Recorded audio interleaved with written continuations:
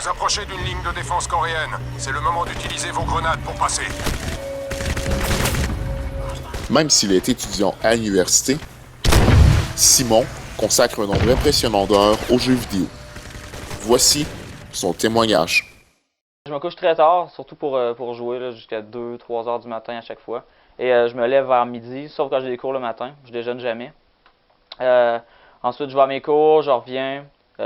J'essaie de faire des devoirs si j'en ai, mais d'habitude, je joue à des jeux ou je vais chez des amis pour jouer à des jeux. Mais aussi, je joue beaucoup en ligne avec des amis.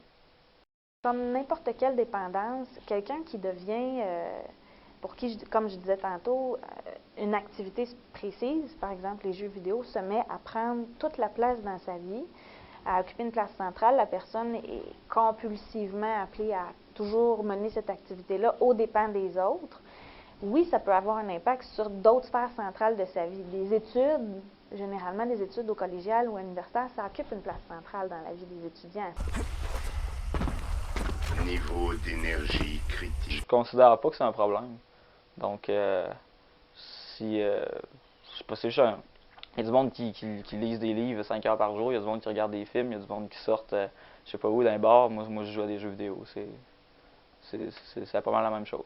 C'est rare que quelqu'un qui a un problème de dépendance comme celui-là, ça arrive, mais c'est rare qu'il va consulter en disant « j'ai un problème de cyberdépendance ». Souvent, les gens vont avoir de la misère à le reconnaître. Fait qu'il y a des gens qui soient capables de le repérer, puis de le signaler, puis d'essayer de lever un drapeau rouge, dire « attention, je pense que tu as peut-être une difficulté », puis qu'il puisse référer aux ressources spécialisées, je pense que ça serait pertinent.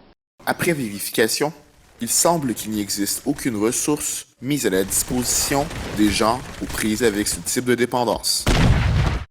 Kevin Breton, à Sherbrooke.